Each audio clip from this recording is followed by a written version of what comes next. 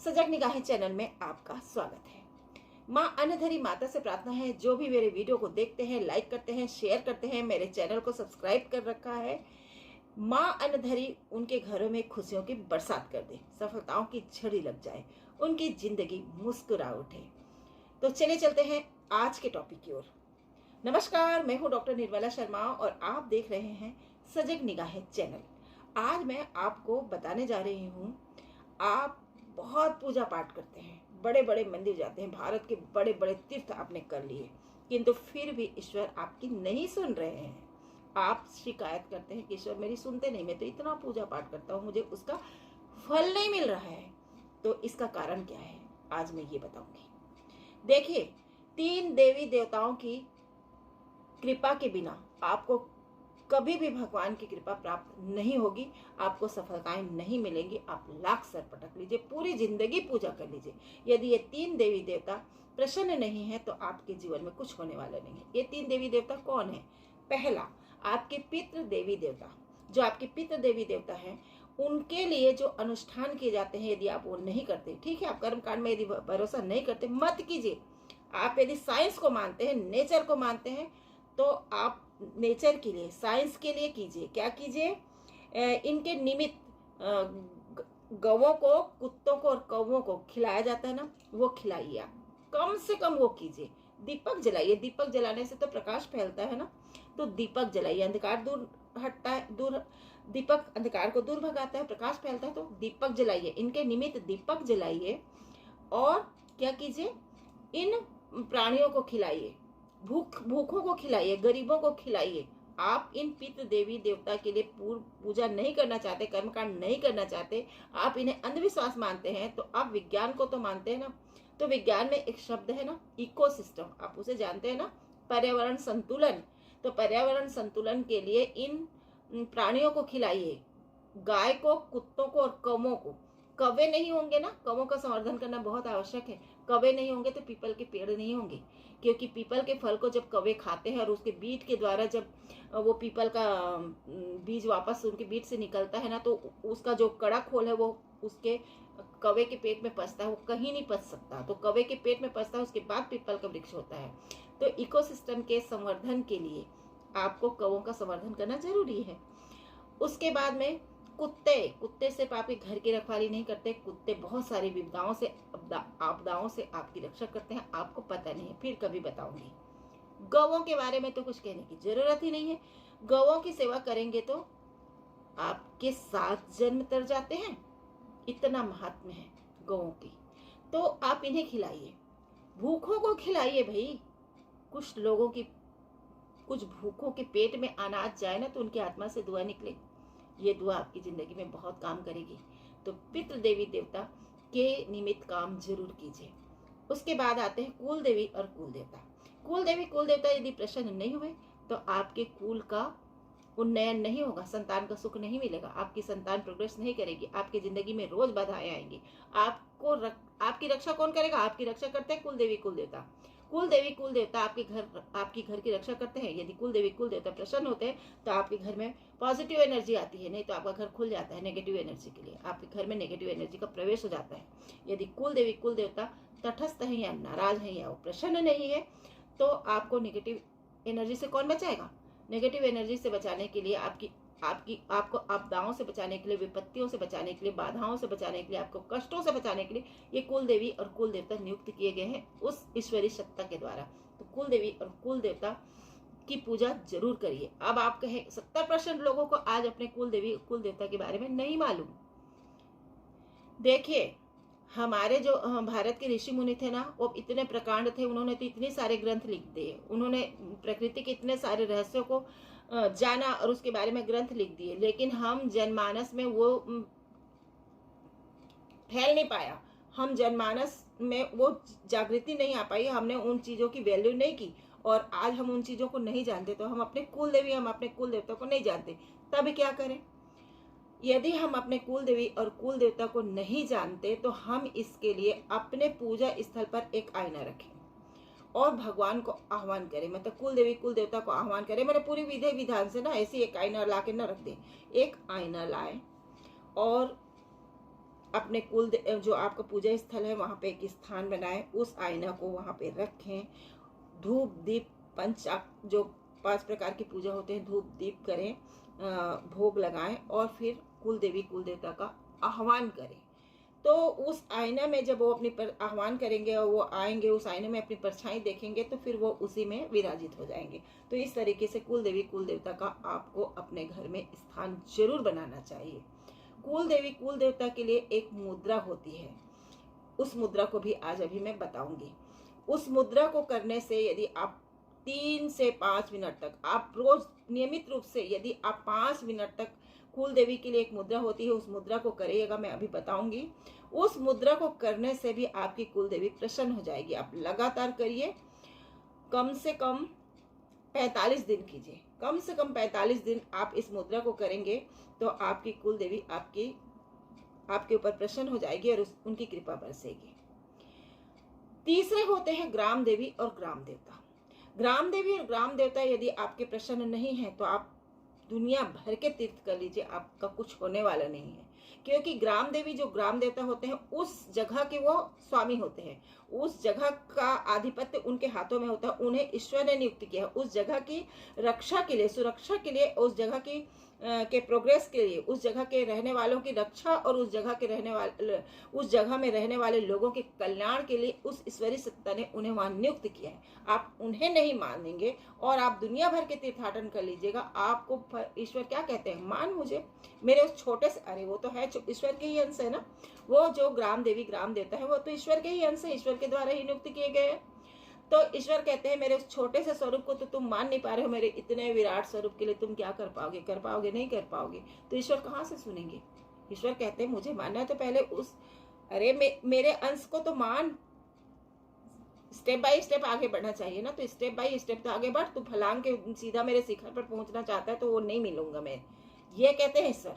तो ग्राम देवी और ग्राम देवता को जरूर मानना चाहिए। यदि आप छत्तीसगढ़ के कोरबा जिला में रहते हैं तो आपको बता दूं, यहाँ की नगर देवी है माँ सर्वमंगला और यहाँ की ग्राम देवी है माँ अन्नधरी, जिनकी कृपा मुझे प्राप्त हुई है। अब आपको बता दूं, मैं ज्योतिष की वीडियो डाल रही हूँ, मैं पामिस्ट्री कर रही हूँ, मैं वास्तु कर रही हूँ, मैं ध्यान की क्लास चला रही हूँ, मैं यूं हाथ करती हूँ, बस यूं हाथ करती हूँ। अमेरिका में बैठी मेरी शिष्या बाहर बर्फ गिर रहा है और वो पसीने में नहा जाती है, मैं किसी के सर पे हाथ रख दूं तो उसका सर जल जाए, इतनी गर्मी पसीने से नहा लेता है व्यक्ति, बेचैन हो जाता है, पागल हो जाता है। मैं थोड़ी देर तक यदि मैं शक्तिपात करूं और थोड़ी ज्यादा देर तक यदि किसी के सर पे हाथ रख दूं तो उसका शरीर जल जाएगा। इतनी शक्ति आती है कहाँ से, माँ अन्नधरी से। मैंने ज्योतिष कहीं से नहीं सीखा, पामिस्ट्री कहीं से नहीं सीखा, ध्यान मैंने कहीं से नहीं सीखा, जो कुछ सिखाया इन माँ ने सिखाया, सिर्फ मैं इन माँ की सेवा की।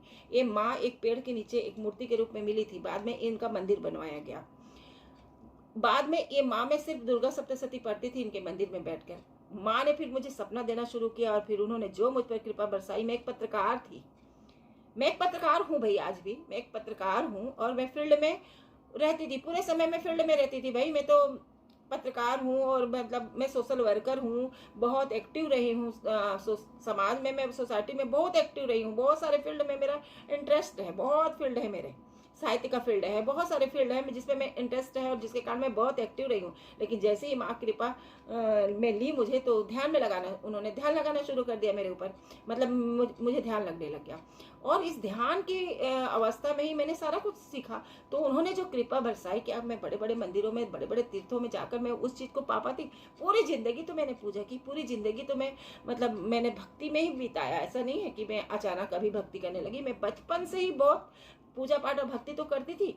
किंतु जब मैं इस जगह पे आई, कोरबा के इस जगह पे, जहाँ इस जगह को बोलते हैं कोरबा बालको मार्ग पर, ये माँ का मंदिर है, हम लोगों ने बनवाया इसे, पेड़ के नीचे छोटी सी मूर्ति के रूप में थी ये। तो ये जब से मैं यहाँ पे आई हूँ तो इनकी ऐसी कृपा बरसी। इस जगह को पत्थरी पारा बोलते हैं, कोरबा के पत्थरी पारा में ये माँ का मंदिर है। और इन्होंने फिर मुझे सपना देना शुरू किया। आज बहुत सारा आदेश करती हैं, आज तो मुझे सब कुछ पता चल जाता है। मैं शूटिंग करती रहूंगी ना, शूटिंग के लिए बैठूंगी तो मुझे पता चल जाता है कि देखना आज किसी का फोन आ जाएगा और मेरा शूटिंग बीच में रुक जाएगा। ऐसा होता है क्योंकि मैं फोन से ही शूटिंग करती हूँ। तो मतलब इन माँ की ऐसी मुझ पर कृपा बरसी, मुझ पर माँ की ऐसी कृपा बरसी, मुझे आज सब कुछ पता चल जाता है। किसी कोई आने वाला है तो वो पता चल जाएगा, लाइट जाने वाली है पता चल जाएगा, सब कुछ पता चल जाता है। इतना ज़्यादा मेरे को पूर्वाभास होने लग गया है। और मैं शक्तिपात करती हूँ तो यहाँ से शक्तिपात करती हूँ, बस हाथ यूँ करती हूँ। ऑनलाइन ना जूम मीटिंग से ऑनलाइन शक्तिपात करती हूँ तो अमेरिका में बैठी मेरी शिष्या बाहर बर्फ गिरे पसीने से नहा उठती है। तो ये सब शक्ति कहाँ से आई? माता रानी से आई। मैं ये ध्यान वान मैं किसी गुरु से नहीं सीखी, इसके लिए मैंने किसी गुरु से इसकी शिक्षा नहीं ली। ये मुझे सीधा माता रानी ने सिखाया, मतलब बाबा ने।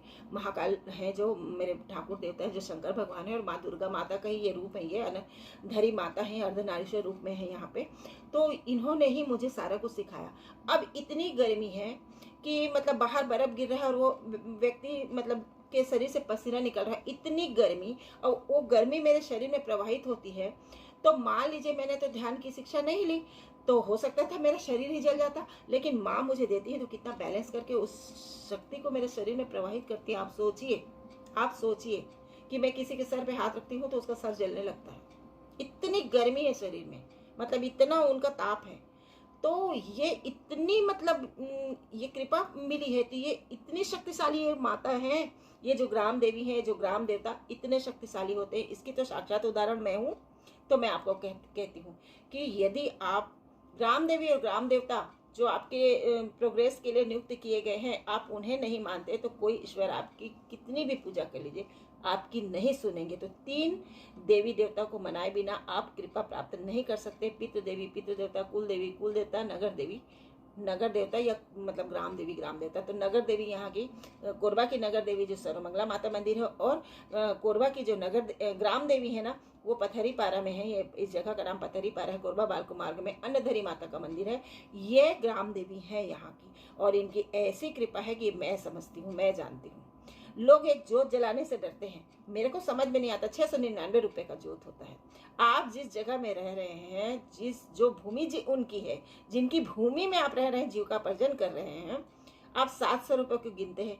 आप ये नहीं सोचते माता रानी के जोत जलाते हैं 700 रुपये, कितने 700 रुपये आपको देती हैं, कितने 700 रुपये लुटाती हैं। कई लोग मुझे कहते हैं माता रानी आदेश करें। कुछ लोगों को मैंने फ़ोन करके कहा, तो बस ठीक है, 2 जोत मत करिए, साल में 2 जोत होते हैं, एक शारदीय नवरात्रि में, चैत्र नवरात्रि में। वैसे मेरे यहाँ 4 जोत होते हैं, गुप्त नवरात्रि में भी जोत जलते हैं मेरे यहाँ, तो 4 बार जोत जलते हैं, और एक अखंड जोत तो जलते ही रहता है। माता रानी की कृपा है, माता रानी ने आदेशित किया, मैंने अखंड जोत जलाई, तो एक अखंड जोत तो जलती ही रहती है।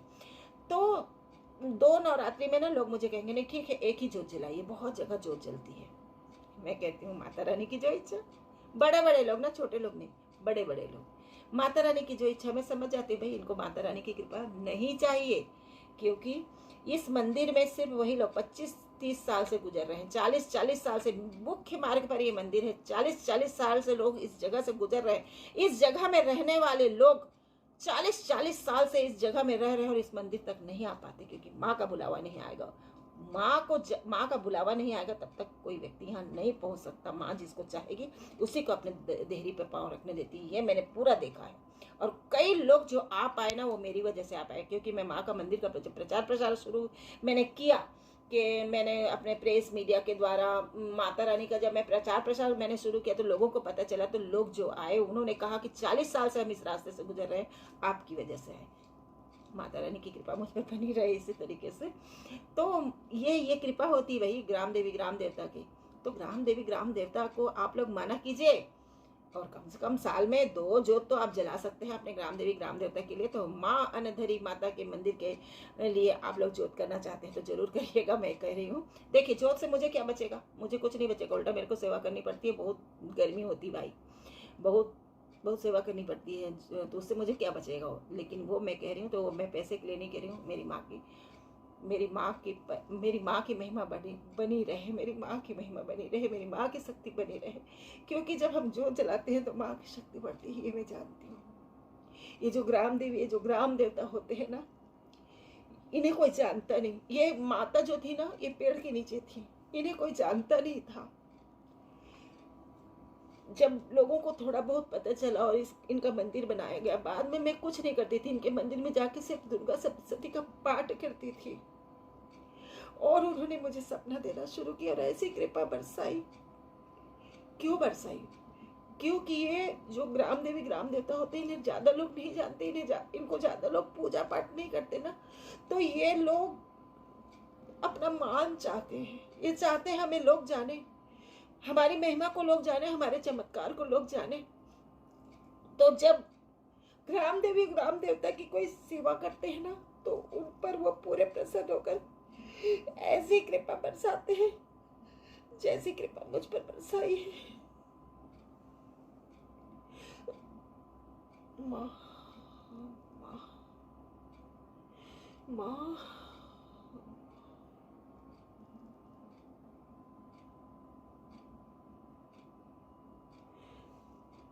सॉरी, मैं बिल्कुल सोच के नहीं बैठी थी, मैं बिल्कुल सोच के नहीं बैठी थी कि मैं इतनी भावुक हो जाऊंगी। माँ की कृपा के कारण ना, माँ की कृपा को सोच कर मैं बहुत भावुक हो जाती हूँ। बस और कुछ नहीं कर पाऊंगी।